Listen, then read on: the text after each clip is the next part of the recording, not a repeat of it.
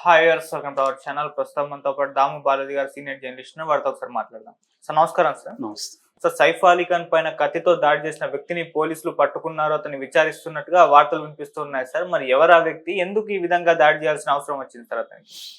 సైఫ్ అలీ ఖాన్ మీద మొన్న Wednesday morning around 2:33కి attack జరిగింది. మనం ఆల్రెడీ చెప్పుకున్నాం.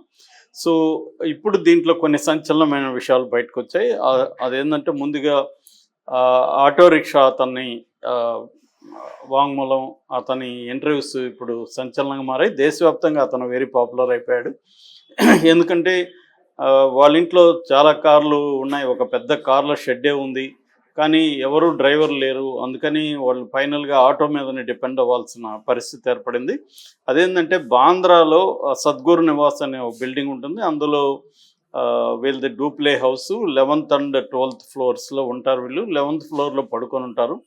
సో ఆ రోజు ఏం జరిగిందంటే ఇప్పటి వరకు మనకు వస్తున్న సమాచారం, ముఖ్యంగా డిఎస్పి దీక్షిత్ గేదం అనే అతను అనౌన్స్ చేశాడు. సో అట్లాగే ఆటో అతని కథనం కూడా బయటకు వచ్చింది. సో ముందుగా డిఎస్పి చెప్తున్న దాని ప్రకారం ఏంటంటే అరౌండ్ 2:30కి ఒక ఆగంతకుడు గుడ్డ కట్టుకొని, ముఖానికి ఎర్ర గుడ్డు కట్టుకొని ఉన్నాడు. అతను వీళ్ళ సైఫ్ అలీ ఖాన్ వాళ్ళ చిన్న కొడుకు జెహ్ అనే 3 ఏళ్ల బాబు.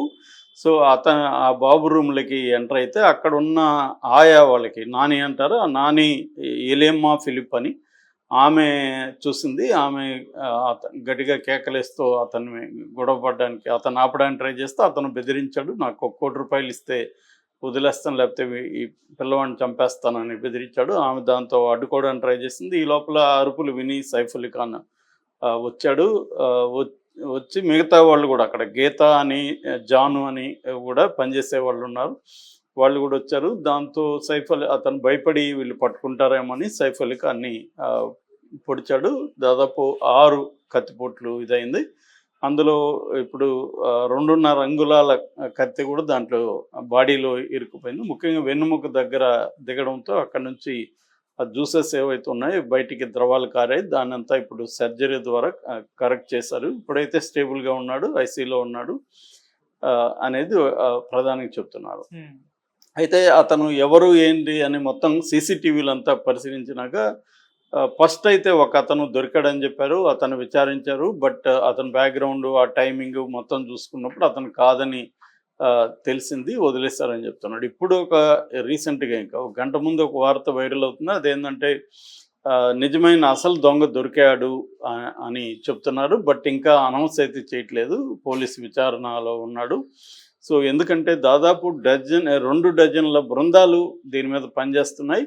సో అందుకని పట్టుకోగలిగారు. అయితే అతని వెనక ఎవరున్నారు, అతను ఒక్కడేనా, ఎందుకు సైఫ్ అలీ ఖాన్ ఇంటిని టార్గెట్ చేశాడు, ఓన్లీ డబ్బుల కోసమేనా, లేకపోతే పిల్లవాళ్ళని ఏమన్నా కిడ్నాప్ చేద్దాం అనుకున్నారా, లేకపోతే ఏదన్నా హత్యాయత్నమా, దీని వెనక ఉన్న అండర్ వరల్డ్ కానీ ఎవరైనా ఉన్నారా, ఈ విషయాలన్నీ విచారించినాక కానీ ఎందుకంటే ఒకసారి అనౌన్స్ చేసినాక కోర్టుకి పెట్టాలి 24 అవర్స్లో. అందుకని పోలీసులు కూడా మామూలుగా ఏం చేస్తుంటారంటే ఫస్ట్ అనౌన్స్ చేయరు వాళ్ళు ఎందుకంటే మ్యాక్సిమం అతని దగ్గర రాబట్టుకోవడానికి ట్రై చేస్తారు. అవన్నీ అయినాక ఎప్పుడు అనౌన్స్ చేయాలనేది ఒక ప్లాన్ ప్రకారం వాళ్ళు అనౌన్స్ చేస్తారు. ఎందుకంటే ఇతను వెనక ఎవరైనా ఉంటే, ఇతన్ని దొరికాడని అనౌన్స్ చేస్తే వాళ్ళు అలర్ట్ అయ్యే అవకాశం ఉంది. అందుకని ఇవన్నీ చూసుకొని ఇతను వెనక ఎవరైనా ఉంటే వాళ్ళని కూడా పట్టుకోవడానికి ప్లాన్ చేసుకొని తర్వాత మాత్రం అనౌన్స్ చేస్తుంది. ఇది రెగ్యులర్గా పోలీసు ఇన్వెస్టిగేషన్లో మనకి కనబడే మోడస్ ఆపరెండి. సో అలాగా ఇప్పుడు అతను దొరికాడని చెప్తున్నారు, కానీ ఇంకా బయటకైతే వార్తలు అఫ్సెల్గా రాలేదు. కానీ ఒక పుకారు అయితే బయలుదేరింది. ఎందుకంటే 2 డజన్ల బృందాలు పనిచేస్తున్నాయి. ముఖ్యంగా crime branch, crime intelligence, local Bandra police station, ఇలాగా అందరూ పనిచేస్తున్నారు కాబట్టి అతను పట్టుకోవడం పెద్ద కష్టం కాదు. ఆల్రెడీ సీసీటీవీ ఫుటేజ్లో అంతకు కొన్ని గంటల ముందే అతని ఇంట్లోకి ప్రవేశించి మెట్ల మీద వెళ్తున్న వీడియో కూడా ఇప్పుడు వైరల్ అవుతుంది. అందులో కూడా అతను ముఖాన్ని గుట్ట కట్టుకొని బ్యాగ్ తగిలించుకొని వెళ్తున్నాడు. సో అంటే క్లియర్గా అతను ప్రొఫెషనల్గా ఉన్నట్టుగా అర్థమవుతుంది. దొంగ కావచ్చు లేదా కిల్లర్ కావచ్చు, ఇంకా మనకు బయటకైతే రాలేదు. ఇప్పటి వరకైతే దొంగతనం అనేది చెప్తున్నారు. అతను దొరికితే గానీ నిజంగా దొంగతనానికి వచ్చాడా? లేకపోతే చంపడానికి వచ్చాడా? ముఖ్యంగా బాబుని చంపడానికి వచ్చాడని గూడా ఒక వార్త వైరల్ అవుతుంది. సో, మామూలుగానేంది ఏమంటే పెద్ద స్థాయి వాళ్ళ ఇండ్లల్లో మన చిన్న ఇండ్లల్లోలాగా పిల్లలందరూ ఒక దగ్గర పడుకోవడం అట్లా ఉండదు. ఇక్కడేందంటే నాని ఉంటది. అలాగే ఆ టైంకి కరీనా గూడా లేదని జెప్తున్నారు. దాని తర్వాత వాళ్ళ పెద్ద భార్య కొడుకు అంటే ముందు భార్య కొడుకు అమృతా సింగ్ ఆయన 1999లో పెళ్లి చేసుకున్నాడు. వాళ్ళకిద్దరు పిల్లలు.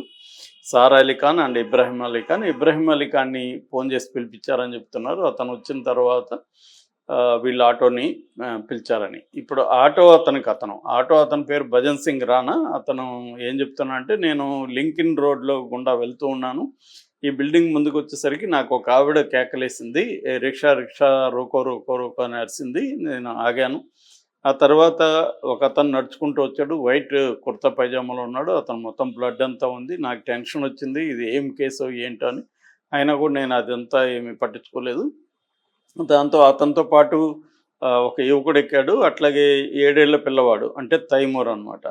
వీళ్ళ ప పెద్ద కొడుకు కరీనా కపూర్‌కి, సైఫ్ అలీ ఖాన్‌కి 2012లో పెళ్ళయింది. వాళ్ళకి పెద్ద కొడుకు పేరు తైమూరు. సో, ఆ బాబు గూడా ఉన్నాడు. ఆ బాబు ఎక్కువ టెన్షన్ పడుతున్నాడు. సో, నేను ఒకటే అడిగాను, ఆహ్, ఎటెళ్ళాలి అంటే హోలీ ఫ్యామిలీ హాస్పిటల్ ఒకటుంది. లీలావతి హాస్పిటల్ ఒకటుంది దగ్గరలో. నేను అందుకని హోలీ ఫ్యామిలీకి వెళ్ళమంటారా? లీలావతికి వెళ్ళమంటారా అని అడిగితే, ఫస్ట్ ఏమో ఇబ్రహీం ఏమో హోలీ ఫ్యామిలీ అన్నాడు. బట్ సైఫ్ అలీ ఖాన్ అప్పటికి నాకు సైఫ్ అలీ ఖాన్ అని తెలీదు. ఆ గాయపడిన వ్యక్తి ఏమో లీలావతికి దగ్గర దారిలో వెళ్ళన్నాడు. సో, నేను షార్ట్ కట్లో వెళ్ళాను. ఒక 7-8 మినిట్స్‌లో నేను హాస్పిటల్‌కి వెళ్ళాను. అక్కడ ఇబ్రహీం వెళ్ళి గార్డులకి అక్కడ ఉన్న వాళ్ళకి చెప్పాడు. వాళ్ళు పరిగెత్తుకుంటూ వచ్చాడు. అప్పుడు నేను సైఫ్ అలీ ఖాన్‌ని నాకు స్ట్రెచర్ తీసుకురండి అని అప్పుడు చెప్పాడు. అప్పుడు నేను ఆయన్ని కొంత దగ్గరగా చూసి అప్పుడు గుర్తుపట్టాను. సో, ఇది అతను చెప్పాడు. ఎందుకంటే అతను ఇప్పుడు సేవియర్ లాగా అభిమానులంతా కూడా చూస్తున్నాడు. అతను కానీ అంటే గాయపడినాడు మనకెందుకులే అని గాని వెళ్ళిపోయినుంటే ఇబ్బంది అయ్యుండేది, లేట్ అయ్యుండేది.